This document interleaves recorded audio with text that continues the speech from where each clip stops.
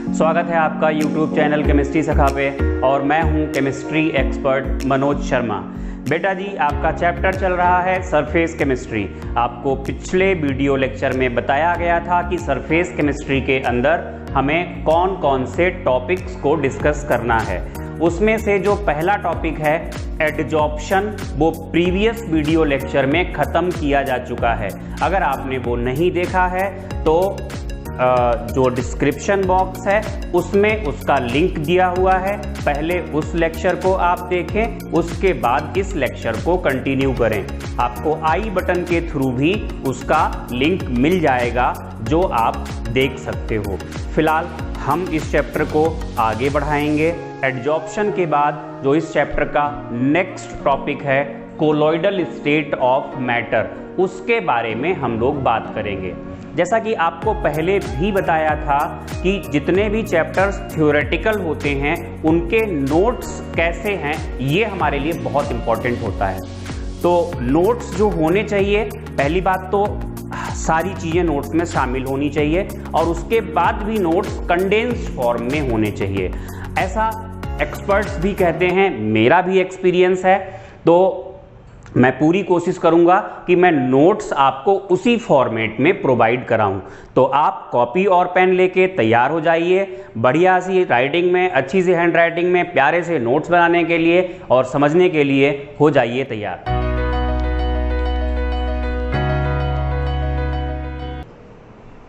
तो बेटा, अगर हम बात करें कोलॉइडल स्टेट ऑफ मैटर की, एक साइंटिस्ट हुआ करते थे जिनका नाम था थॉमस ग्राहम। पता नहीं इनको क्या पड़ी थी। इन्होंने क्या किया, कुछ सब्सटेंसेस को डिसॉल्व्ड स्टेट में लिया, मतलब कोई एक सॉल्वेंट टाइप का ले लिया और उसमें डिसॉल्व कर लिया। डिसॉल्व करने के बाद उसको इन्होंने पास कराया पार्चमेंट पेपर से। बेटा जी, जो पार्चमेंट पेपर होता है उसको वो that is equivalent to semi permeable membrane, मतलब पोर्स का साइज जो होता है पार्चमेंट पेपर में वही होता है जो सेमी परमिएबल मेम्ब्रेन में होता है। सेमी परमिएबल मेम्ब्रेन भी बोला जाता है, एनिमल मेम्ब्रेन भी बोला जाता है, प्लांट मेम्ब्रेन भी बोला जाता है। अगर इनमें कुछ डिफरेंस होता होगा तो फिलहाल वो हमारे केमिस्ट्री लेवल में तो इम्पॉर्टेंट नहीं है, होता होगा तो जूलॉजी और बॉटनी में डिफरेंस होता होगा, वहाँ पे पढ़ना होता होगा। यहाँ नहीं, यहाँ हम सेम मान के चलेंगे। तो थॉमस ग्राहम ने क्या किया, सब्सटेंसेस को डिसॉल्व्ड स्टेट में लाए और फिर उसको पार्चमेंट पेपर से पास कराया। पार्चमेंट पेपर से पास कराया, जो पास हो गया उस सब्सटेंस को इन्होंने बोला क्रिस्टलॉइड, और जो पास नहीं हुआ उस सब्सटेंस को इन्होंने बोला कोलॉइड। तो थॉमस ग्राहम ने क्या क्या, दो तीन टर्म यहां पे आए, क्या यूज किया था, सब्सटेंस को डिसॉल्व्ड स्टेट में पास कराया, कहां से, पार्चमेंट पेपर से। तो सब्सटेंसेस को क्लासिफाई किया इन्होंने दो कैटेगरीज में, एक को बोला क्रिस्टलॉइड तो दूसरे को बोला कोलॉइड। जो पास हो जाते थे उनको क्रिस्टलॉइड बोला और जो पास नहीं होते थे उनको कोलॉइड बोला। देखो होता क्या होगा, अगर हम पानी ले लें सॉल्वेंट, उसमें अगर हम नमक डालें, NaCl डालें, तो NaCl पानी में कंप्लीटली मिसिबल है। मतलब NaCl के जो पार्टिकल्स होते हैं वो बहुत छोटे छोटे पार्टिकल्स में टूट जाते हैं और छोटे छोटे पार्टिकल्स में टूटने की वजह से वो पार्चमेंट पेपर से पास हो जाते हैं। बहुत सीधी सी बात ये रही है, तो उसको इन्होंने क्रिस्टलॉइड बोला। और अगर यहीं पर हम क्या करें, पानी में स्टार्च मिलाएं या गम तो जानते होंगे, या जिलेटिन, इन सबको मिलाएं, तो ये पार्चमेंट पेपर से पास नहीं होते हैं क्योंकि ये वाटर में कंप्लीटली मिसिबल हैं ही नहीं। जब ये छोटे छोटे पार्टिकल्स में डिसोसिएट नहीं होंगे, इनके पार्टिकल्स का साइज एक सर्टेन वैल्यू से ऊपर रहेगा, तो वो पार्चमेंट पेपर से पास नहीं हो पाएंगे। ये एक्चुअली इसका एक्सप्लेनेशन था जो इन्होंने कुछ नहीं दिया। अब हुआ क्या, इनकी थ्योरी का ड्रॉबैक क्या है, ड्रॉबैक ये है कि सेम सब्सटेंस, एक पर्टिकुलर सब्सटेंस अलग अलग कंडीशंस पे क्रिस्टलॉइड और कोलॉइड दोनों की तरह काम कर सकता है। फॉर एग्जाम्पल, जब NaCl को पानी में ऐड करो तो जो उसकी डिसॉल्व्ड स्टेट आएगी वो क्रिस्टलॉइड बनता है। और जब NaCl को बेंजीन में ऐड करो, मतलब सॉल्वेंट हमने चेंज कर दिया, तो NaCl घुलता ही नहीं है बेंजीन में, पार्टिकल्स का साइज बड़ा बड़ा रहता है, इसलिए वो पार्चमेंट पेपर से पास नहीं होता है, तो वही क्या हो जाएगा, कोलॉइड हो जाएगा। तो सब्सटेंस को इस तरीके से क्लासिफाई करना ठीक नहीं है कि NaCl को हम क्रिस्टलॉइड बोलें या कोलॉइड बोलें। सब्सटेंस को क्लासिफाई तब करिए जब उसको डिसॉल्व कर दें, डिसॉल्व करने के बाद आप ये देखिए कि पार्टिकल्स का साइज अब क्या है। तो डिसॉल्व करने के बाद जो पार्टिकल्स का साइज होगा उसके बेसिस पर सब्सटेंसेस को क्लासिफाई करना चाहिए। तो जो नेक्स्ट क्लासिफिकेशन होगा वो इसी बेसिस पे होगा, डिसॉल्व स्टेट में पार्टिकल्स का साइज जो होगा उसके बेसिस पे हम सब्सटेंसेस को क्लासिफाई करेंगे। तो वहां पर एक्चुअली ना है क्या, कोई भी सब्सटेंस क्रिस्टलॉइड हो सकता है अंडर डिफरेंट कंडीशंस। एक कंडीशन ऐसी है जहां पे पार्टिकल्स का साइज उसका बहुत छोटा हो गया किसी वजह से, तो वो क्रिस्टलॉइड हो जाएगा। और अगर उसी के पार्टिकल दूसरी कंडीशंस में, छोटे छोटे पार्टिकल्स में नहीं टूट रहे हैं, वो बड़े बड़े हैं थोड़े से, तो वो कोलॉइड हो जाएगा। तो कोलॉइड को इस तरीके से मत लीजिए कि कोलॉइड कोई प्रॉपर्टी है। Basically colloid is a state of substance. जो कोलॉइड होती है, कोलॉइड स्टेट होती है सब्सटेंस की, जिसमें पार्टिकल्स का साइज यहां से यहां तक वेरी करता है, वो मैं आपको लिखाऊंगा अभी। तो ये होता है कोलॉइडल सॉल्यूशन। ये सब हम अभी यहां पर पढ़ने वाले हैं। तो सबसे पहले इनको थोड़ा सलाम कर लेते हैं, थॉमस ग्राहम को। तो आप एक लाइन में लिखिएगा, आपने हेडिंग डाली होगी कोलॉइडल स्टेट ऑफ मैटर, उसके बाद आप क्या करेंगे, सीधे से शुरू कर देंगे थॉमस ग्राहम का नाम लेके। Thomas Graham passed the substances through parchment paper in dissolved state. Thomas Graham passed the substances in dissolved state through parchment paper and classified the substances into two groups. पहला group crystalloid, लिखिएगा the substances which can be passed through the parchment paper. Example जो इन्होंने दिए थे वो आप ले लें, NaCl। दूसरा colloid, the substances which can not B passed through parchment paper. Example इन्होंने जो लिया था गम, जिलेटिन, ये NaCl इन वाटर था, ये भी सब दोनों कहाँ हैं, इन वाटर ही हैं। तो ये इनके एग्जाम्पल्स थे। चलिए इनका ड्रॉबैक लिख लेते हैं। ड्रॉबैक में लिखिएगा, same substance can act as crystalloid as well as colloid under different sets of conditions. For example when NaCl is mixed with water it is colloid and when it is mixed with benzene it is crystalloid. तो ये इनकी कहानी खत्म हो गई। डालेंगे हम अगली heading, classification of mixtures on the basis of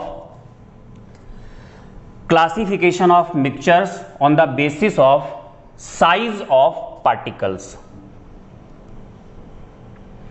on the basis of size of particles. तो लिख लीजिए तीनों को डैश लगा के। थ्री टाइप्स में पहला लिखिएगा ट्रू सॉल्यूशन। तो यहां पर जो साइज ऑफ पार्टिकल्स होता है वो आइदर लेस देन और equal to 10 to the power -9 metre, या इसी को हम कहेंगे 10 एंगस्ट्रॉम। दूसरा कोलॉइडल सॉल्यूशन, यहां पर जो साइज ऑफ पार्टिकल्स होगा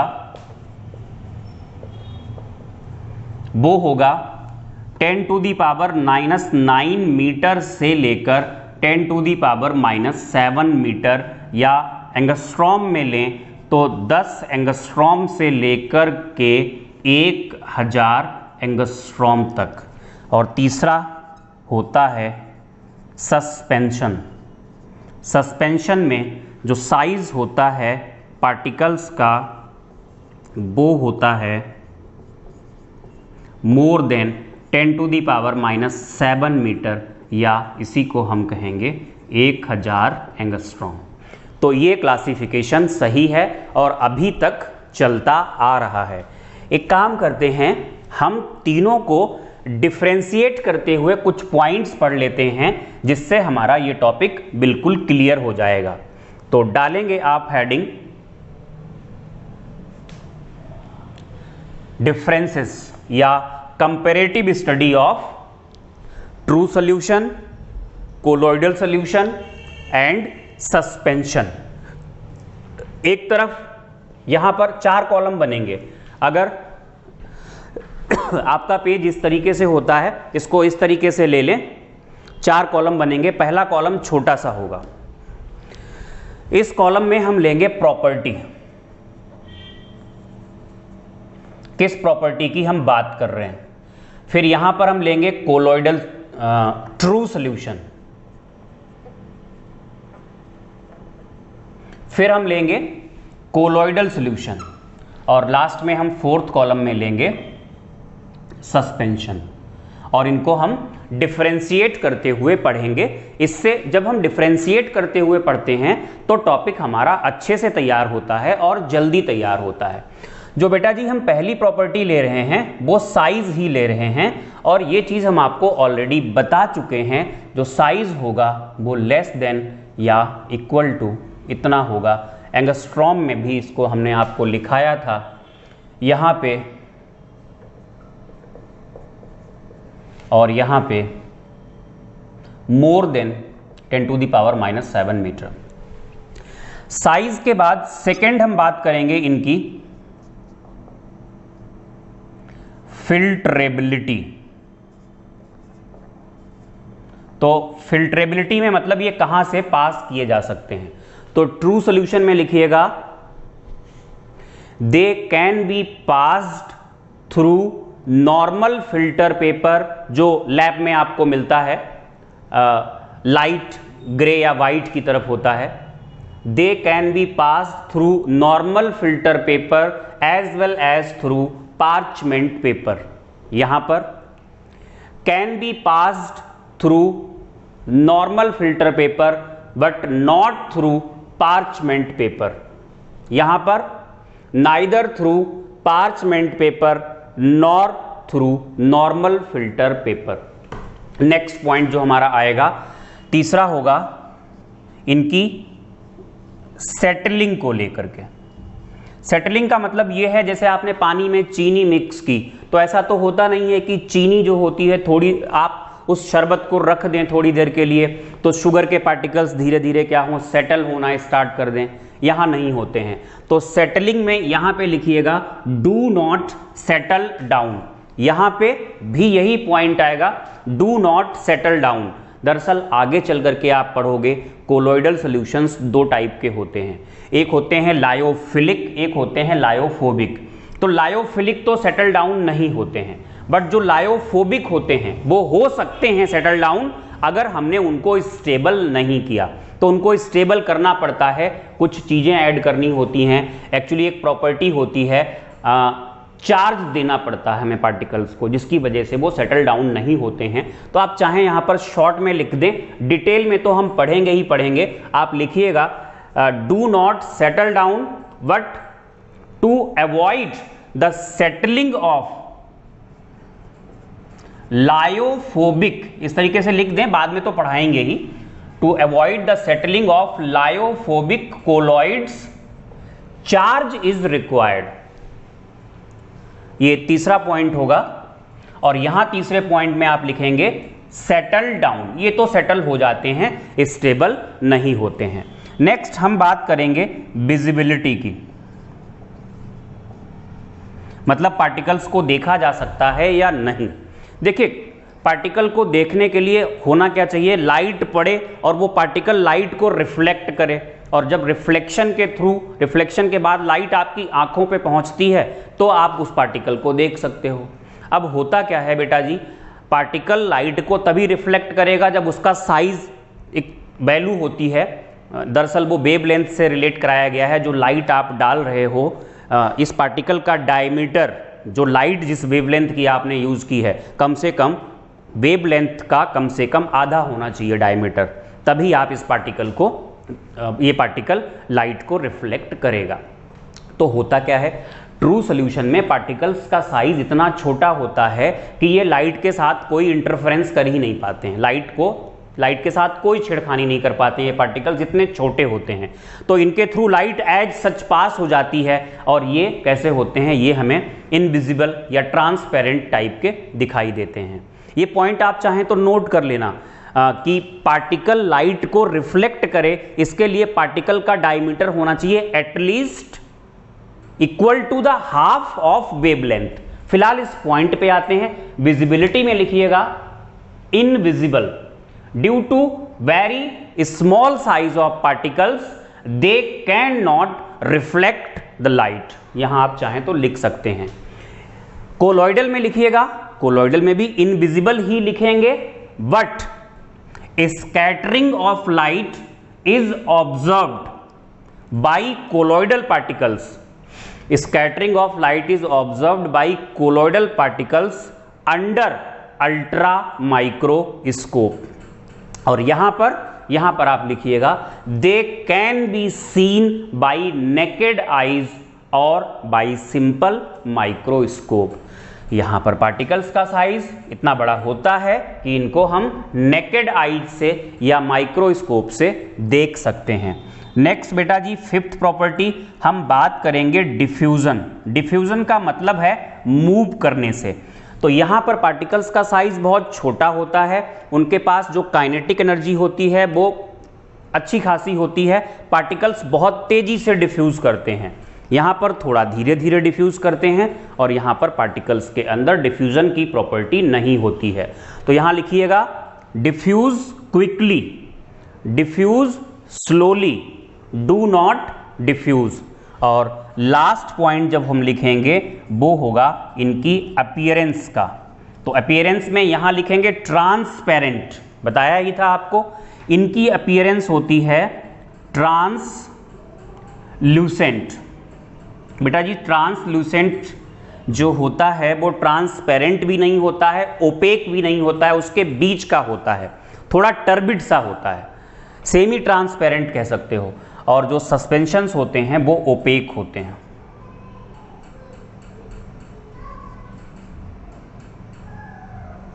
ठीक है, तो ये हम लोगों ने डिफरेंसेस पढ़ लिए। आप चाहें तो क्या कर सकते हैं, एग्जाम्पल्स भी लिख सकते हैं। अगर आप एग्जाम्पल्स लिखना चाहते हैं तो वैसे तो इसके तो बहुत सारे एग्जाम्पल्स आने वाले हैं, क्योंकि चैप्टर में हम पढ़ेंगे ही इसी को। ये तो हमने सेकेंड चैप्टर खत्म कर दिया, इसकी स्टडी हमें करनी नहीं है। हम इस पूरे चैप्टर में कोलॉइडल सॉल्यूशन को ही पढ़ने वाले हैं, तो इसके बाद जो होगा वो सब कुछ यही होगा इस टॉपिक में। फिर भी आप एग्जाम्पल्स लिखना चाहें तो लिख दें aqua solution of salt, aqua solution of sugar, aqua solution of glucose, कुछ भी। यहाँ एग्जाम्पल अगर लिखने हैं तो मिल्क है, और बहुत सारे पेंट्स होते हैं, पेंट PAINTS, पेंट्स होते हैं। इसके अलावा aqua solution of aqueous starch होगा, पानी में घुला हुआ। सस्पेंशन के एग्जाम्पल्स अगर लोगे तो बड़ा मुश्किल है एग्जाम्पल देना ऐसे। चलो मैं आपको बताता हूँ। पानी में मड ऐड करिए, मड मतलब कीचड़, स्टिर करिए, शेक करिए, नॉर्मल फिल्टर पेपर से फिल्टर कर दीजिए। जो पार्ट फिल्टर हो जाएगा, फिल्ट्रेट, वो कोलॉइडल सॉल्यूशन होगा, और जो फिल्टर नहीं होगा, पानी भी होगा उसमें, वो सस्पेंशन होगा। ठीक है, तो ये हो गया बेटा, ये हम लोगों ने पढ़ लिया, मतलब क्लासिफिकेशन कर लिया सब्सटेंसेस का या मिक्सचर्स का on the basis of size of particles. बेटा एक बड़ी इंपॉर्टेंट प्रॉपर्टी छूट रही है यहां पर, और वो है नेचर। तो नेचर में यहां ट्रू सॉल्यूशन में लिखना होमोजीनियस, और इन दोनों में आप लिखोगे हेट्रोजीनियस। होमोजीनियस और हेट्रोजीनियस क्या होते हैं, ये बात आपको बताई गई है जब आपको चैप्टर पढ़ाया गया था सॉल्यूशन, सेकंड चैप्टर जो कि है, जब ये पढ़ाया गया था तो आपको बताया गया था कि होमोजीनियस और हेट्रोजीनियस क्या होते हैं। फिर भी आपको याद दिलाते हैं, होमोजीनियस वो होते हैं जहां पर केवल एक फेज होता है, और हेट्रोजीनियस वो होते हैं जहां पर एक से ज़्यादा फेजेस होते हैं।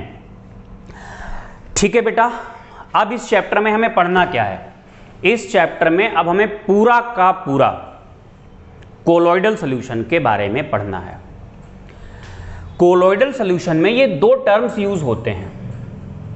टर्म्स क्या होते हैं ये डालेंगे आप छोटी सी heading, dispersion medium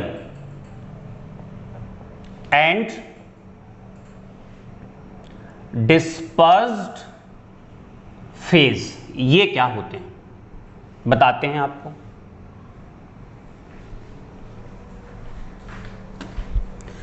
dispersion medium and dispersed phase.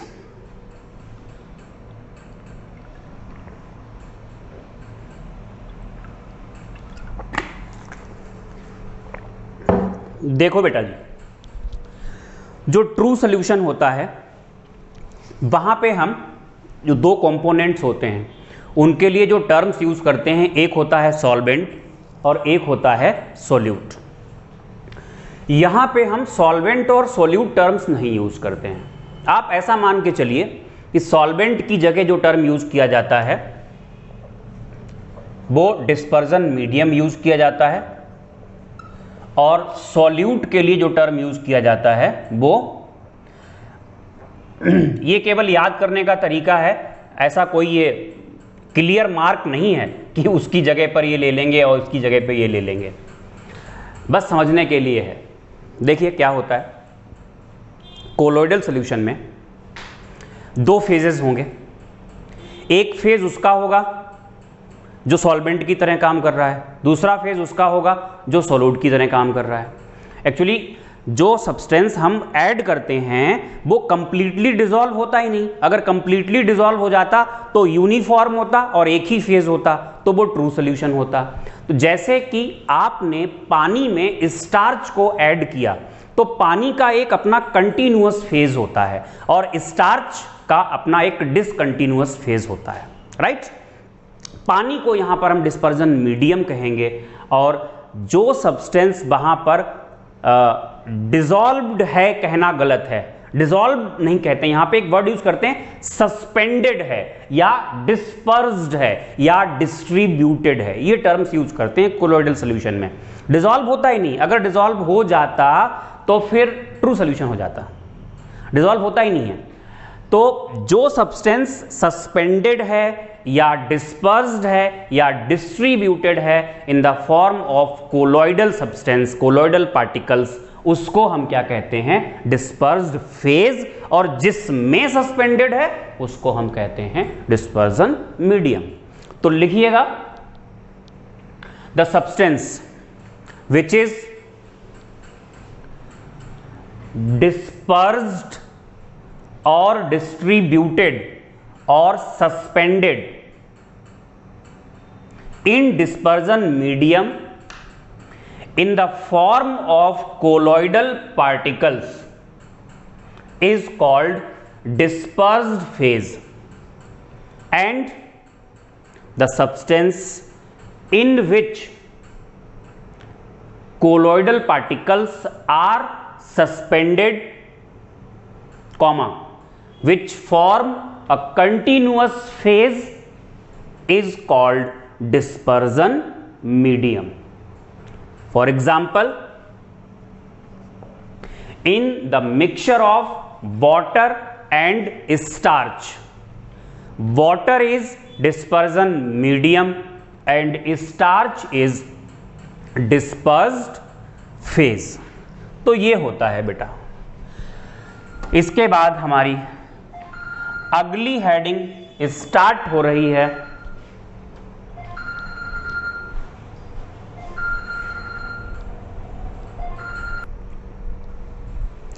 तो बेटा जी डिस्पर्जन मीडियम और डिस्पर्स फेज के बाद जो कंटिन्यू करेंगे हम कोलॉइडल सॉल्यूशन को, तो टॉपिक आएगा क्लासिफिकेशन ऑफ कोलॉइडल सॉल्यूशंस।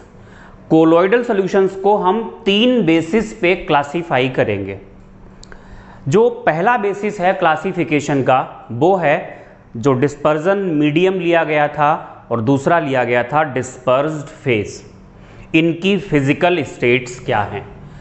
तो आप डालेंगे heading classification of colloidal solution और पहला क्लासिफिकेशन होगा on the basis of physical states of dispersion medium and dispersed phase. ये मैंने शॉर्ट में लिख दिया है, आप लोग पूरा ही लिखिएगा। देखिए हमने ये 4 कॉलम बनाए हैं, ये सीरियल नंबर तो होगा ही, इसका कोई कॉलम नहीं। सबसे पहले लिया है physical state of dispersion medium, आप पूरा ही लिखें, यहाँ इतनी जगह नहीं थी। Physical state of dispersed phase है, फिर इसके बेसिस पे जो कोलोइडल सॉल्यूशन बनेगा उसका जो नाम होगा, नेम ऑफ कोलोइडल सॉल्यूशन होगा यहाँ पे, और यहाँ पर हम बात करेंगे उनके एग्जाम्पल्स की। तो ध्यान देना, इस तरीके से आप चेक करिएगा। Physical state of dispersion medium को हमने 3 बार लिक्विड लिया, liquid liquid liquid. Dispersed phase एक बार सॉलिड रखा, फिर लिक्विड रखा, फिर गैस रखी, तो 3 तो ये बन गए जिसमें डिस्पर्जन मीडियम लिक्विड था। फिर अगले 3 हैं नेक्स्ट, जिसमें डिस्पर्जन मीडियम सॉलिड है और डिस्पर्स्ड फेज फिर से चेंज किया, सॉलिड लिक्विड गैस। फिर गैस गैस एक 9वीं गैस बनना चाहिए था, यहाँ सॉलिड लिक्विड गैस। अच्छा 9th नहीं बना, केवल 8 ही होते हैं। 9th क्यों नहीं बना? क्योंकि गैस, एक गैस में दूसरी गैस, तीसरी गैस, चौथी गैस, जितनी भी गैसेस मिक्स होंगी उनके बीच कभी भी बाउंड्री ऑफ सेपरेशन होती ही नहीं है। Gases are always completely miscible. जब गैसेस कंप्लीटली मिसिबल होती हैं, इस वजह से they always form true solution, उनसे कभी कोलोइडल सॉल्यूशन बनता ही नहीं है। वहां पर जब बाउंड्री ऑफ सेपरेशन नहीं होगी तो एक ही फेज होगा, मतलब होमोजीनियस मिक्सचर होगा, और होमोजीनियस कोलोइडल नहीं हो सकता। तो जिसमें डिस्पर्जन मीडियम भी गैस हो और डिस्पर्स्ड फेज भी गैस हो, वो पॉसिबल नहीं है। बाकी 8 पॉसिबल हैं, इनके नाम विद एग्जाम्पल्स आपको याद करने पड़ेंगे। लिक्विड में अगर सॉलिड सॉल है, एग्जाम्पल्स लिखे हैं। लिक्विड में अगर लिक्विड इमल्शन, इसकी स्टडी हमें करनी है, इसकी स्टडी हमें करनी है। इमल्शन कहते हैं इसको, मिल्क, हेयर क्रीम, ये सब हैं। लिक्विड के अंदर गैस, हालांकि इसकी स्टडी नहीं करनी डिटेल में, इसको फोम बोलते हैं। एग्जाम्पल है फ्रॉथ, सोप लेदर, और कुछ ये क्रीम होती हैं विप्ड क्रीम्स। अच्छा सॉलिड ले लिया हमने डिस्पर्जन मीडियम, सॉलिड के अंदर सॉलिड, इसको बोलते हैं सॉलिड सॉल। ऊपर सॉल था जब डिस्पर्जन मीडियम लिक्विड था, डिस्पर्स्ड फेज सॉलिड था, अब दोनों सॉलिड हैं तो सॉलिड सॉल बोलते हैं। कलर्ड ग्लासेस इसके एग्जाम्पल्स हैं। जेम स्टोन्स नाम सुना होगा आप लोगों ने। सॉलिड के अंदर लिक्विड, इसको हम कहते हैं जेल, इसकी स्टडी भी हमें करनी है। जेलीज, चीज, बटर, ये सब इसके एग्जाम्पल होते हैं। सॉलिड के अंदर गैस, यहां फोम था, यहां सॉलिड फोम है, एग्जाम्पल है फोम रबर, और एक प्यूमिस स्टोन होता है जिसे कुदरत का करिश्मा कहा जाता है। आप लोगों ने अगर इसके बारे में थोड़ा बहुत सुना है तो ये सुना होगा कि कुछ स्टोन्स ऐसे होते हैं जो पानी पर भी तैरते हैं। भाई स्टोन और सरफेस पर तैर रहा है, तो कुछ लोग पहले पुराने ज़माने में कहा करते थे कि ये वही वाले स्टोन हैं जो रामायण में मतलब राम ने या उनकी टीम ने जो पुल बनाने के लिए यूज़ किए थे समुद्र पे, सो दैट वो लंका जा सकें। लेकिन बाद में साइंटिस्ट्स ने जब इस पर रिसर्च की तो ये पाया कि इसके अंदर एयर बबल्स होते हैं, और एयर बबल्स की वजह से डेंसिटी बहुत कम होती है, और ये क्या करते हैं, ये फ्लोट करते हैं, पानी पे तैरते हैं। ये प्यूमिस स्टोन के बारे में मतलब कुछ एक धारणा थी जो मैंने आपको बताई, जो मैंने सुनी हुई थी या पढ़ी हुई थी कहीं पे। इनका एक बहुत अच्छा यूज़ होता है, पेडिक्योर में इसे यूज़ करते हैं। तो कैसे करते हैं वो मुझे पता नहीं, मैंने कभी नहीं कराया, ना होते हुए देखा है। इसके बाद सॉलिड के अंदर गैस, इसको सॉलिड एरोसॉल बोलते हैं। स्मोक होता है इसका एग्जाम्पल, डस्ट इन एयर भी इसका एग्जाम्पल होता है। स्मोक मतलब है क्या, गैस के अंदर सॉलिड के पार्टिकल सस्पेंडेड हैं। मैं आपको बताता हूं स्मोक कैसे इसका एग्जाम्पल है। कोई चीज जलाई जाए तो गैसेस निकलती हैं, जैसे मैक्सिमम केसेस में जो फ्यूल होता है वो कार्बन या कार्बन से बना हुआ कोई कंपाउंड, तो CO2 गैस निकलती है मेनली, लेकिन CO2 गैस तो कलरलेस होती है। फिर आपको वहाँ पर जो स्मोक निकलता है वो कलर्ड क्यों दिखाई देता है, वो कलर्ड कुछ और सब्सटेंसेस की वजह से होता है। मान लीजिए कि अनबर्न्ड कार्बन के पार्टिकल्स स्मोक में जा रहे हैं जो कि काले होते हैं, ब्लैक होते हैं, तो जो unburned solid particles of carbon है, सल्फर है, इनके होंगे जो गैस के अंदर सस्पेंडेड होंगे, तो इस तरीके से स्मोक जो होगा वो क्या बनाएगा, एक कोलोइडल सोल्यूशन बनाएगा। डस्ट होती है एयर में, ये भी कोलोइडल सोल्यूशन बनाती है। फिर है गैस के अंदर लिक्विड, ये एरोसॉल है, इसका एग्जाम्पल है फॉग, मिस्ट और क्लाउड्स में भी ऐसा होता है। तो बेटा जी ये हम लोगों ने जो पहला क्लासिफिकेशन खत्म किया है ये है on the basis of physical states of dispersion medium and dispersed phase.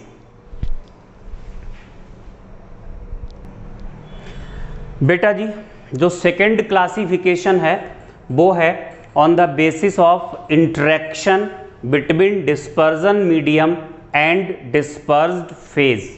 क्या मतलब है इसका, दरअसल कुछ कोलोइडल सॉल्यूशंस ऐसे होते हैं, जैसे कि हम आपको एग्जांपल देते हैं, पानी में आप स्टार्च को या गम को मिलाइए और शेक कर दीजिए, अपने आप जो सब्सटेंस आपने मिलाया था, स्टार्च है या गम है, वो सब्सटेंस कोलोइडल रेंज के पार्टिकल्स में डिसोसिएट हो जाते हैं और पानी के अंदर डिस्पर्स हो जाते हैं और कोलोइडल सॉल्यूशन बन जाता है।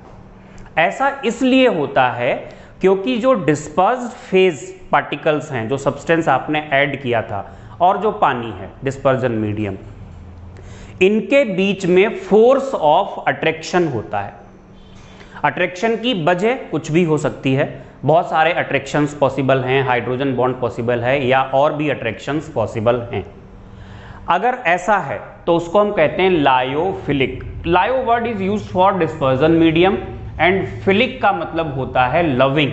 यानी अगर हम इसकी बात करें लायो और फिलिक की, तो लायो का मतलब हो गया डिस्पर्जन मीडियम प्लस लविंग, और यहां पर हो गया डिस्पर्जन मीडियम प्लस फोबिक का मतलब होता है रिपेलिंग, हेटिंग। तो ये वाले कोलॉइड्स जहां पर डिस्पर्जन मीडियम और डिस्पर्स्ड फेज के बीच अट्रैक्शन होता है उनको लायोफिलिक कहते हैं। अब मान लो किसी मेटल का सॉल बनाना है, गोल्ड का सॉल बनाना है, तो गोल्ड को आप पानी में डायरेक्टली ऐड करो, क्या गोल्ड वहां मिक्स हो जाएगा? नहीं, उसको बनाने के लिए आपको स्पेशल मेथड्स या टेक्निक्स की ज़रूरत पड़ती है। जब आप बहुत सारे एफर्ट्स करोगे तब जाके बना पाओगे, क्योंकि गोल्ड पार्टिकल्स और वाटर के बीच में रिपल्शन होता है। तो ऐसे कोलॉइड्स जो बनते हैं, जैसे भी बनाए जाएंगे आपको बताया जाएगा आगे, उनको लायोफोबिक कोलॉइड्स कहते हैं। इनको इंट्रिंसिक कोलॉइड्स या इनको एक्सट्रिंसिक कोलॉइड्स भी कहते हैं। तो अगर आपको लिखना पड़े तो लायोफिलिक कोलॉइड्स, उसके नीचे आप ये लिख दोगे इंट्रिंसिक, और इसका आप हिंदी में बोलते हैं संधि विच्छेद करना, मतलब उसको तोड़ के एक्सप्लेन करना, तो ये भी आप कर लीजिएगा। Dispersion medium loving, dispersion medium hating. बाकी एक पॉइंट बस ये लिख दो, there is attraction between dispersion medium and dispersed phase, और इसमें आप लिख दो there is repulsion between dispersion medium and dispersed phase. और हम क्या करते हैं, इन दोनों को कंपेयर कर लेते हैं। बड़ा इंपॉर्टेंट टॉपिक है ये, कंपेयर करते हुए इनकी स्टडी कर लेते हैं। तो जब कंपैरेटिव स्टडी करेंगे तो फिर से आपके 3 कॉलम बनेंगे। एक तो यहां पर जिस प्रॉपर्टी के बेसिस पर हम कंपेयर कर रहे हैं, दूसरा हम यहां पर लेंगे लायोफिलिक कोलॉइड, ये कॉलम छोटा सा होगा। थ्योरी को हम कंडेंस करना चाह रहे हैं और सब कुछ शामिल भी करना चाह रहे हैं। मैंने आपको शुरुआत में भी बताया था कि नोट्स बहुत इंपॉर्टेंट हैं उन सारे चैप्टर्स के जिन चैप्टर्स में थ्योरी होती है। ये लायोफिलिक कोलॉइड हो गए और इधर की तरफ आ जाएंगे लायोफोबिक। तो सबसे पहली जो प्रॉपर्टी हम लेंगे वो तो होगी, आप वही लिख देना, इंटरेक्शन। इंटरेक्शन में आप लिख देना attraction between DM and DP और यहां पर repulsion between DM and DP. दूसरी प्रॉपर्टी आएगी ईज ऑफ प्रिपरेशन, कितनी आसानी से इनको आप बना सकते हो।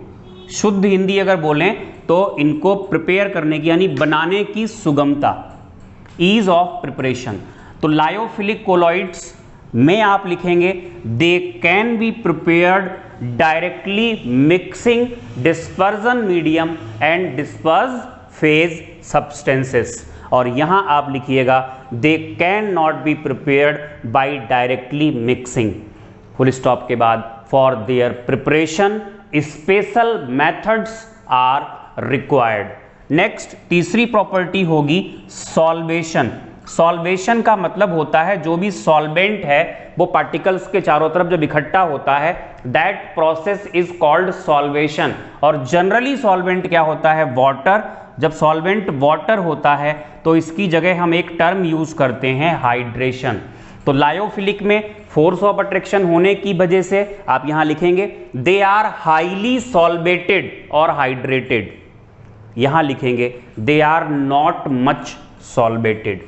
उसके बाद नेक्स्ट प्रॉपर्टी सब बहुत इंपॉर्टेंट प्रॉपर्टी है रिवर्सिबल और इरिवर्सिबल नेचर। रिवर्सिबल या इरिवर्सिबल नेचर, तो इसमें आप लिखेंगे दे आर रिवर्सिबल। लायोफिलिक में रिवर्सिबल क्यों कहते हैं सुनिएगा। हमारे पास कोलोइडल सॉल्यूशन है, किसी भी तरीके से आपने डिस्पर्जन मीडियम को अलग कर दिया, फॉर एग्जांपल इवेपोरेशन से आपने अलग कर दिया, तो डिस्पर्ज फेज बचा। डिस्पर्ज फेज में फिर से आप क्या करें, डिस्पर्जन मीडियम को ऐड करें, शेक करें, दोबारा से कोलोइडल सॉल्यूशन यहां पे तैयार हो जाएगा। लेकिन लायोफोबिक में क्या होता है, फालतू का पॉइंट बनाया है, ये तो खैर ईज ऑफ प्रिपरेशन में ही क्लियर हो गया था। रिवर्सिबल इरिवर्सिबल बोले जाएंगे ये, मतलब एक बार अगर आपने डिस्पर्जन मीडियम और डिस्पर्स फेज को अलग कर दिया तो दोबारा से वही डिस्पर्जन मीडियम आप अगर डिस्पर्स फेज के साथ मिलाओगे सिंपल मिक्सिंग से तो दोबारा से कोलोइडल सॉल्यूशन नहीं बनेगा। इसका मतलब है इरिवर्सिबल नेचर। तो रिवर्सिबल या इरिवर्सिबल नेचर प्रॉपर्टी डालोगे, लायोफिलिक में लिखोगे they are reversible, that is लिखिएगा दैट इज में once precipitated can reform the colloidal sol, once precipitated can reform the colloidal sol by simply remixing with the dispersion medium। इधर लिखेंगे irreversible और irreversible का मतलब आप लिखेंगे that is once precipitated can not form the colloidal sol by simple addition of the dispersion medium. ये reversible या irreversible property हो गई। नेक्स्ट फिफ्थ आएगा nature of colloidal substance. Colloidal substance का नेचर क्या होगा, तो जनरली लायोफिलिक ऑर्गेनिक कंपाउंड्स जो होते हैं वो बनाते हैं। लिख लीजिए नेचर ऑफ कोलोइडल सब्सटेंस में लिखें यहां पे generally they are organic compounds like protein, starch, gum, ये सब, जिलेटिन। और लायोफोबिक में generally they are inorganic compounds और elements like metals and metal compounds. Next sixth property यहां पर आएगी इसकी विस्कोसिटी। विस्कोसिटी मतलब गाढ़ापन। तो यहां क्या होता है, फोर्स ऑफ अट्रैक्शन की वजह से इसमें लिखेंगे लायोफिलिक में viscosity is much higher than the viscosity of dispersion medium, और इधर लिखेंगे viscosity is same as of dispersion medium. आखिरी प्रॉपर्टी सेवंथ होगी और वो है सरफेस टेंशन। सरफेस टेंशन में आप लिखेंगे लायोफिलिक कोलॉइड में surface tension is less than dispersion medium, और यहां लिखेंगे same as of dispersion medium. तो ये दूसरा क्लासिफिकेशन भी कंप्लीट हो गया कोलोइडल सॉल्यूशंस का। अब हमें पढ़ना है तीसरा क्लासिफिकेशन। तो बेटा जो तीसरा क्लासिफिकेशन है कोलोइडल सॉल्यूशंस का वो है on the basis of type of particles of dispersed phase. Dispersed phase मतलब वही कोलोइडल सब्सटेंस, उसके जो पार्टिकल्स हैं वो किस टाइप के हैं। देखो इस बात का मतलब क्या है थोड़ा समझ लो। बेसिकली इसके बेसिस पर तीन टाइप के कोलॉइड्स होते हैं। एक तो होता है मल्टी मॉलिक्यूलर, अभी समझाएंगे इनका मतलब क्या है। मल्टी मॉलिक्यूलर होता है। दूसरा होता है मैक्रोमॉलिक्यूलर, और तीसरा होता है associated colloid. Multi molecular colloid, macromolecular colloid, और तीसरा है एसोसिएटेड कोलॉइड। अब एक एक करके हमें इनको डिस्कस करना पड़ेगा। शुरुआत जो हम करेंगे वो मल्टी मॉलिक्यूलर से करेंगे। देखो मल्टी मॉलिक्यूलर कोलॉइड कब कहते हैं। मान लीजिए सल्फर का सॉल्ट बनाना है। अब सल्फर की जो एग्जिस्टेंस है, सल्फर S8 मॉलिक्यूल्स की फॉर्म में एग्जिस्ट करता है, और जो S8 मॉलिक्यूल होगा वो इतना छोटा होता है कि वो कोलोइडल रेंज को मैच नहीं कर सकता। कोलोइडल रेंज क्या थी? 10 एंगस्ट्रॉम से लेकर के 1000 एंगस्ट्रॉम तक। तो ये उससे बहुत छोटा होता है। तो सल्फर का सॉल्ट बनने के लिए अब जो भी नेचुरल वे है बनने का, या जो हमारी स्पेशल मेथड्स हैं उनके थ्रू है बनने का, जो भी है, हम मेथड की यहाँ पर बात नहीं कर रहे हैं। लेकिन जब लगभग 1000 से भी ज़्यादा S8 मॉलिक्यूल्स इकट्ठे हो जाते हैं, इकट्ठे होते हैं, तब कहीं जा कर के कोलोइडल रेंज का पार्टिकल बन पाता है। तो ऐसे कोलॉइड्स जहां पर large number of particles together पास पास आते हैं और उसके बाद कोलोइडल रेंज का पार्टिकल बनाते हैं, तो इसको हम कहते हैं मल्टी मॉलिक्यूलर कोलॉइड। एग्जाम्पल है सल्फर का सॉल्ट है, या गोल्ड का सॉल्ट बनाएंगे तो गोल्ड का भी अकेला एक जो एटम होगा वो कोलोइडल रेंज के पार्टिकल को तो मैच कर नहीं पाएगा। बहुत सारे एटम्स को इकट्ठा होना पड़ेगा, तब कहीं जा कर के कोलोइडल रेंज का पार्टिकल बन पाएगा। तो इनको हम कहते हैं मल्टी मॉलिक्यूलर कोलॉइड्स। दूसरे होते हैं मैक्रोमॉलिक्यूलर कोलॉइड्स। कुछ सब्सटेंसेस ऐसे हैं जिनका मॉलिक्यूल मैक्रोमॉलिक्यूल होता है। जैसे प्रोटीन एक पॉलीमर है, स्टार्च एक पॉलीमर है। तो प्रोटीन और स्टार्च का जो सिंगल मॉलिक्यूल है वही उसका ही साइज इतना होता है कि वो कोलोइडल रेंज का ही होता है। तो एक ही मॉलिक्यूल जब कोलोइडल रेंज के पार्टिकल को मैच कर जाए तो उसको हम कहते हैं मैक्रोमॉलिक्यूलर कोलॉइड। अभी लिखाएंगे आपको विद एग्जांपल्स। तो पहले इनको आप लिख लीजिए, फिर हम एसोसिएटेड की बात करेंगे क्योंकि इसमें थोड़ा ज़्यादा होता है।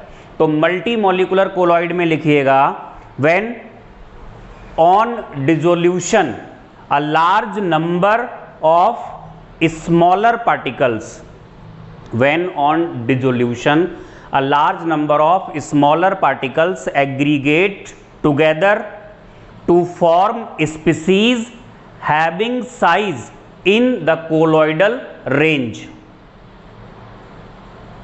It is multimolecular colloid. Full stop के बाद एग्जाम्पल लिखिएगा. Gold sol may contain particles of various size having several atoms. दूसरा एग्जाम्पल लिखिएगा. Sulphur sol consist of particles containing 1000 or more of S8 molecules. तब आप डालेंगे second macromolecular colloid. Macromolecular colloid में लिखिएगा when single particle is sufficient to form particle of colloidal size when dissolved. When single particle is sufficient to form particle of colloidal size when dissolved is macromolecular colloid. Example है starch, cellulose और protein. इसके बाद हम third की बात करेंगे जो कि है एसोसिएटेड कोलॉइड. बेटा जी एसोसिएटेड कोलॉइड क्या होते हैं समझते हैं.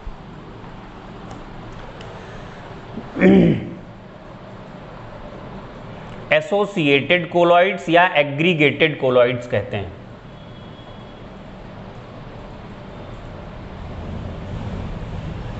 देखिए बेटा कुछ सब्सटेंसेस ऐसे होते हैं जैसे सोप है, साबुन, अगर उनको पानी में डिसॉल्व करें और अगर उनकी कंसंट्रेशन लो है तो ऐसे केस में, जब कंसंट्रेशन लो है तो ऐसे केस में क्या होता है, साबुन पानी के साथ मिल करके ट्रू सॉल्यूशन बनाता है. और जब कंसंट्रेशन को बढ़ाते जाएं, बढ़ाते बढ़ाते एक ऐसी कंसंट्रेशन आ जाएगी कि उस कंसंट्रेशन के बाद पहले ट्रू सॉल्यूशन बना था, इसका मतलब पार्टिकल्स का साइज कैसा था, छोटा छोटा. कंसंट्रेशन को बढ़ाते जाइए, एक कंसंट्रेशन ऐसी आती है कि उसके बाद बहुत सारे पार्टिकल्स जो कि ट्रू सॉल्यूशन बना रहे थे, छोटे छोटे थे, वो क्या करते हैं, वो एग्रीगेट हो जाते हैं, इकट्ठे हो जाते हैं. और इकट्ठे होने के बाद वो जो पार्टिकल बनाते हैं वो कोलॉइडल रेंज का होता है. तो जो पहला वाला हमने पढ़ा था मल्टीमोलिकुलर और तीसरा वाला जो है एसोसिएटेड, इसमें कुछ सिमिलरिटी भी दिख रही है. सिमिलरिटी ये है कि मल्टीमोलिकुलर में भी बहुत सारे पार्टिकल्स एग्रीगेट होते थे और यहाँ पर भी बहुत सारे पार्टिकल्स एग्रीगेट होते हैं, लेकिन डिफरेंस है बहुत बड़ा. मल्टीमोलिकुलर में ट्रू सॉल्यूशन नहीं बनता था, जबकि यहाँ पर पहले क्या बनता है, लो कंसंट्रेशन पर बनता है ट्रू सॉल्यूशन, और आफ्टर अ सर्टेन कंसंट्रेशन जिसका नाम होता है क्रिटिकल माइसिली कंसंट्रेशन, CMC कहते हैं उसको.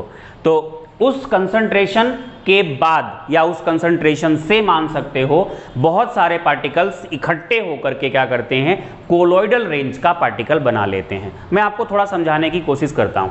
इसे सोप होता है, RCOONA. जो सोप है, ये सोप है, सोडियम या potassium salt of carboxylic acid होता है. और इस कार्बोक्सिलिक एसिड में जो R है, इसमें ये लॉन्ग चेन होनी चाहिए, long chain of carbon atoms. जैसे कि इसमें एग्जाम्पल जो R होता है उसमें C17 बहुत कॉमन है, C17, तो H कितना हो जाएगा, 35. ये सोप है. जब इसको हम पानी में डालते हैं, पानी में डाला तो क्या होता है, ये टूट जाता है, RCOO negative plus Na positive. अब ये जो Na पॉजिटिव है ये तो पानी में घुल ही जाएगा क्योंकि ये आयन है. अच्छा, इसको इस तरीके से भी रिप्रेजेंट कर देते हैं, ये ऐसे करके दिखाएंगे, ये माइनस चार्ज और ये हाइड्रोकार्बन पार्ट की लॉन्ग चेन है. तो इस वाले पार्ट को कहा जाता है हाइड्रोफिलिक. फिलिक का मतलब होता है लविंग, हाइड्रो का मतलब क्या है, वाटर, मतलब वाटर लविंग है, ये पानी में घुलना चाहता है. और जो ये हाइड्रोकार्बन पार्ट होता है ये होता है बेटा जी हाइड्रोफोबिक. हाइड्रोफोबिक होता है, मतलब ये पानी में डिसॉल्व नहीं होना चाहता है। इसे टेल भी बोलते हैं और इसे हेड बोलते हैं। जो हाइड्रोफिलिक पार्ट होता है उसे हेड बोलते हैं और जो हाइड्रोफोबिक पार्ट होता है उसे हम टेल बोलते हैं। अब देखो बच्चा क्या होता है, जब इसकी कंसंट्रेशन सोप की कम है तो होता क्या है, जैसे ये पानी था भरा हुआ, जब कंसंट्रेशन कम थी सोप की, when concentration of soap is low, concentration अगर कम है तो ऐसे केस में क्या होगा, जो हाइड्रोफिलिक पार्ट है वो पानी के अंदर रहेगा डिसॉल्व फॉर्म में, और इसकी जो टेल होगी वो सरफेस के बाहर होगी। इस तरीके से जो पार्टिकल्स होते हैं वो बहुत छोटे छोटे होते हैं। भाई ये अकेला पार्टिकल तो छोटा ही होता है ना, जब पार्टिकल ये अकेला रहेगा, मान लो 17 कार्बन है या 19 कार्बन भी हैं, तब भी ये पार्टिकल जो होगा RCOO नेगेटिव, ये कोलॉइडल रेंज को थोड़ी ना मैच कर पाएगा। ये पार्टिकल अगर पानी में जाएगा तो ट्रू सोल्यूशन ही बनाएगा। तो इस तरीके से क्या होता है, ये सरफेस के अंदर, जो सरफेस है उसके अंदर हाइड्रोफिलिक पार्ट रहेगा और सरफेस के बाहर क्या होगा, हाइड्रोफोबिक पार्ट रहेगा। और क्या होगा, इट फॉर्म, कौन सा सोल्यूशन बनेगा, ट्रू सोल्यूशन, ये ट्रू सोल्यूशन बन जाएगा। अच्छा, ये तो पहला केस हो गया। दूसरा case, when concentration of soap is high, अगर सोप की कंसंट्रेशन हाई हो जाए तो ऐसे केस में क्या होने वाला है बेटा, जब सोप की कंसंट्रेशन हाई हो जाएगी तो सरफेस कम पड़ जाएगी, सरफेस एरिया कम पड़ जाएगा, पार्टिकल्स यहां पर सारे आ नहीं पाएंगे। तो फिर ऐसे केस में होता क्या है, एक वॉल लाइक स्ट्रक्चर बन जाता है। ये 3D स्ट्रक्चर है, 2D नहीं है, सर्कल नहीं है, ये स्फीयर है। ये बॉल लाइक स्ट्रक्चर जो बनता है, इसमें होता क्या है, जो हाइड्रोफिलिक पार्ट है वो बाहर की तरफ रहेगा और इसका जो टेल पार्ट है वो अंदर की तरफ जाएगा। इस तरीके से बनाने की कोशिश करते हैं, थोड़ा सा दिखा रहे हैं आपको इस तरीके से। तो जो ये 3D स्ट्रक्चर बनेगा, इसमें जो हाइड्रोफोबिक पार्ट होगा वो सरफेस पर नहीं आएगा। तो बहुत सारे पार्टिकल्स इस तरीके से मिल गए और मिलने के बाद ये जो बॉल लाइक स्ट्रक्चर बना होगा, ये इस तरीके से, ये हाइड्रोफिलिक पार्ट है और ये अंदर की तरफ आप एक वॉल को इमेजिन करिए, जो वॉल की सरफेस है उस पर ये हेड्स होंगे, सारे के सारे पार्ट्स कैसे होंगे, हाइड्रोफिलिक, और वॉल के अंदर कौन सा पार्ट होगा, हाइड्रोफोबिक। और जब ये इस तरीके से पानी में जाएगा, वाटर के टच में होगा, तो है क्या, वाटर के कांटेक्ट में कौन सा पार्ट आ रहा है, वाटर के कांटेक्ट में हाइड्रोफिलिक पार्ट आ रहा है, हाइड्रोफोबिक पार्ट आ ही नहीं रहा है। हाइड्रोफोबिक पार्ट तो इनसाइड द स्फीयर हिडन है। तो ये पार्टिकल इस तरीके से क्या होता है, पानी में सस्पेंड हो जाता है, डिसॉल्व नहीं होता है, सस्पेंड हो जाता है। मतलब है क्या, फोर्स ऑफ अट्रैक्शन तो होगा ही होगा पानी और इसके बीच में, क्योंकि पानी जो वाटर है वो एक पोलर सॉल्वेंट है और यहां पर चार्ज कैसा है, चार्ज यहां पर नेगेटिव है, तो नेगेटिव चार्ज की वजह से इसका हाइड्रेशन हो जाएगा। तो ये पानी में सस्पेंड तो हो ही जाएगा, लेकिन डिसॉल्व होना तब कहते हैं जब पार्टिकल का साइज 10⁻⁹ मीटर या उससे भी कम हो। लेकिन इसका जो साइज होता है वो 10 एंगस्ट्रॉम से लेकर के 1000 एंगस्ट्रॉम होता है। तो होगा क्या, इस तरीके से ये बॉल लाइक स्ट्रक्चर्स बहुत सारे बन जाएंगे और ये सोप का कोलॉइडल सॉल्यूशन बन जाएगा। तो ये जो बनेगा वो क्या बोला जाएगा, कोलॉइडल सॉल्यूशन। अच्छा, जो पार्टिकल्स या जो एनायंस थे उन्होंने एग्रीगेट होकर के ये जो पूरा स्ट्रक्चर बनाया, इट इज कॉल्ड एज, इसको नाम दिया जाता है MIC, इसको बोलते हैं हम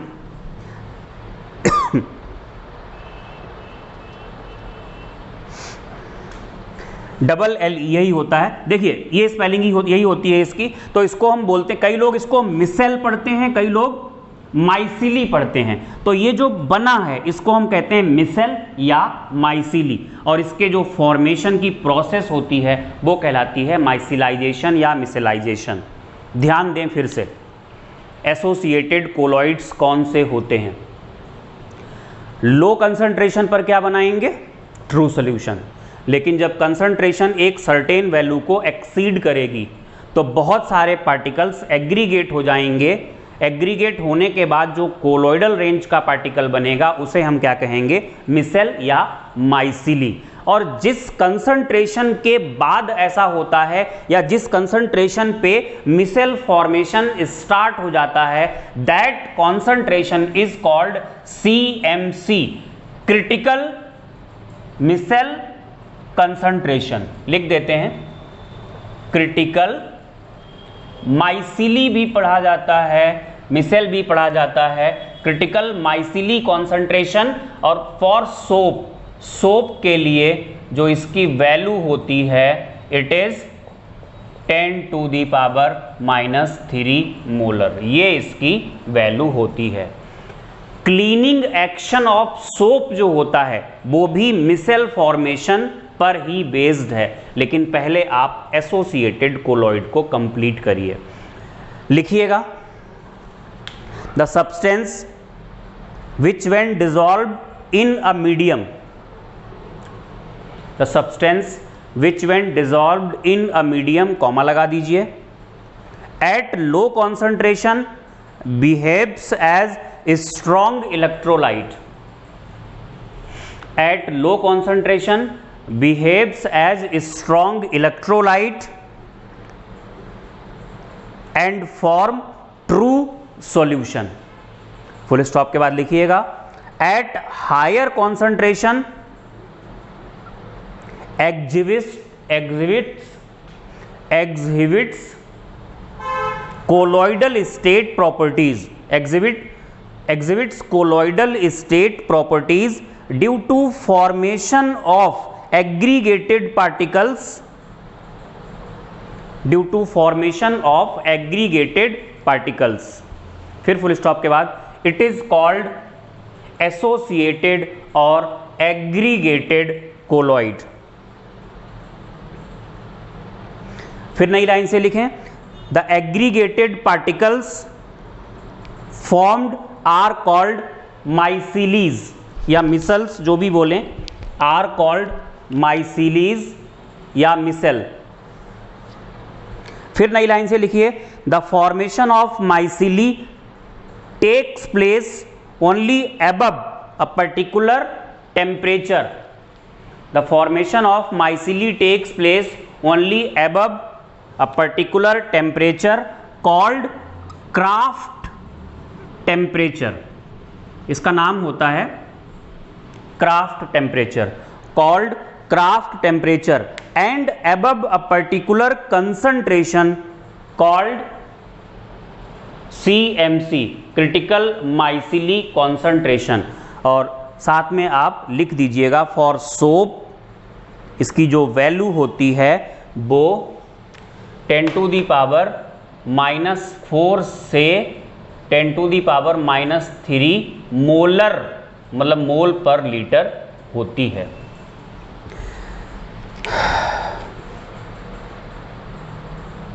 डालेंगे हेडिंग मैकेनिज्म ऑफ, ये सारा कॉपी आप इतना कॉपी आप करेंगे, उसके बाद आप हेडिंग डालेंगे mechanism of micelle formation, mechanism of micelle formation. उसमें आप ये कॉपी कर लेंगे और लिखिएगा, at low concentration RCOO negative are present at the surface of medium with their hydrophilic part inside the medium and hydrophobic part outside the medium, forming true solution,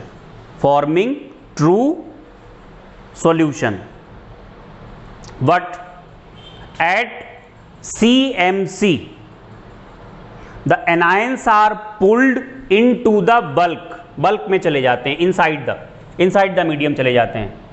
but at CMC anions are pulled into the bulk of the solution and aggregate to form a spherical shape with their hydrocarbon chain pointing towards the center of the sphere and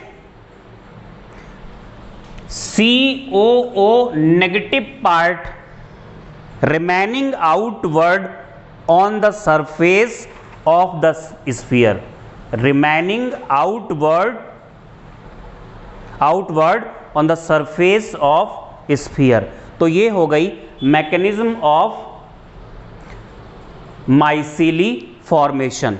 यहीं पे एक छोटी सी heading हम डालेंगे, cleaning action of soap. जरा ध्यान देना, एक नोट करके आप डाल लेना heading, cleaning action of soap. ये इसी पर बेस्ड है, क्लीनिंग एक्शन ऑफ सोप.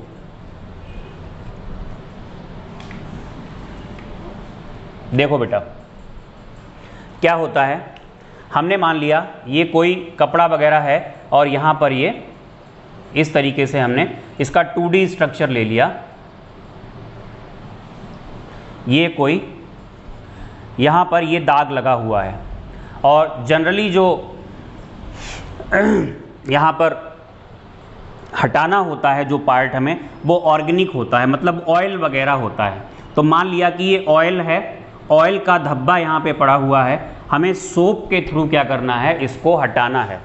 अब बेटा जी जो ऑयल होता है, ऑयल कैसा होता है, ऑयल तो होता है, मान लिया ये ऑयल था, ऑयल ड्रॉप थी, ऑयल ड्रॉप ऑन क्लॉथ, कपड़े पे ये ऑयल ड्रॉप है, इसको हमें हटाना है.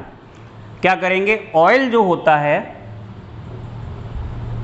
वो बेसिकली ऑर्गेनिक होता है, ऑर्गेनिक कंपाउंड है. जब हम इस पर सोप अप्लाई करते हैं, जब साबुन लगाते हैं, तो ऑर्गेनिक होने की वजह से इसका जो टेल वाला पार्ट होता है वो सरफेस के साथ अटैच हो जाता है. इस तरीके से ये सरफेस के साथ अटैच हो जाएगा. अटैच होने के बाद जब इसको हम रगड़ते हैं, इस तरीके से रगड़ते रहते हैं या कस के इस तरीके से मलते हैं, तो होता क्या है, कई बार ये जो साबुन होता है जब यहाँ से ये हटता है कपड़े से जब साबुन हटेगा तो क्या करेगा, अब ये टेल वाला पार्ट इस ऑयल को क्या करता है, ऑयल ड्रॉप को अपने साथ अटैच कर चुका होता है. और इसको जब साबुन को हटाएंगे तो ये ऑयल वाला जो पार्ट होगा जो इसके टेल से अटैच हो गया, वो भी यहाँ से हट जाता है. या यूं कहिए आप, जब आप इस पे पानी डालोगे तो पानी डालने पे क्या होगा, ये वाला जो हाइड्रोफिलिक पार्ट है ये पानी में घुल जाएगा, भाई पानी में अटैच हो जाएगा. तो ये वाला पार्ट क्या चाहेगा कि साबुन को कहाँ ले जाएं, पानी में, और ये वाला पार्ट क्या चाहेगा कि साबुन को यहीं पे अटैच रखें. तो होता क्या है फाइनली, अगर फोर्स ऑफ अट्रैक्शन ये वाला कमजोर पड़ जाएगा ऑयल और कपड़े के बीच जो है, तो ये पानी में चला जाएगा और इसके जो ये वाले पार्ट हैं हाइड्रोफोबिक, ये ऑयल में ही रहेंगे. होगा क्या, ऑयल को ही यहाँ से क्या कर लिया जाएगा, पुल आउट कर लिया जाएगा. इस तरीके से ऑयल ड्रॉपलेट को कपड़े से बाहर निकाल लिया जाएगा. This is the cleaning action of soap. लिखिएगा, soap molecules form micelle around the oil droplet. Micelle इसलिए बोला इसको क्योंकि ये एग्रीगेट हो गए ना.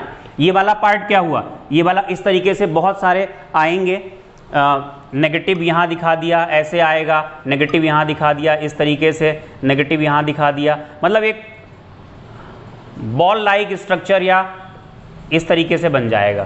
तो आपने लिखा होगा, soap molecules form micelle around the oil droplet in such a way that hydrophobic part out of oil droplet, hydrophobic part remains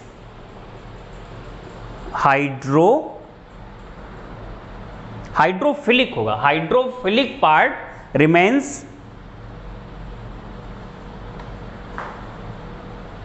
out of oil droplet. Full stop के बाद hydrophilic part is water soluble, hence oil droplet is pulled and removed from the surface.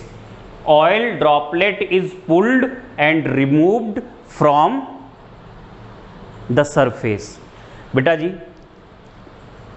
जो ये पहला video lecture है जिसमें हम लोग colloids पढ़ चुके हैं, आपको याद दिला दें हमने कोलॉइड्स में क्या क्या पढ़ा है। सबसे पहले तो हमने आपको थॉमस ग्राहम का क्लासिफिकेशन बताया था, क्रिस्टलॉइड, कोलॉइड, उसके कुछ ड्रॉबैक्स हुआ करते थे। फिर हम लोगों ने क्लासीफाई किया था on the basis of size of particles, differentiate किया था true solution, colloidal solution and suspension में। फिर हम लोगों ने बताया ही आपको कि हमें पूरा का पूरा पढ़ना किसके बारे में है, हमें कोलॉइडल के बारे में ही पढ़ना है। तो आपको कोलॉइडल स्टेट की डेफिनीशन लिखाई थी। फिर बताया था कि इसमें डिस्पर्जन मीडियम और डिस्पर्स्ड फेज ये दो कंपोनेंट्स होते हैं।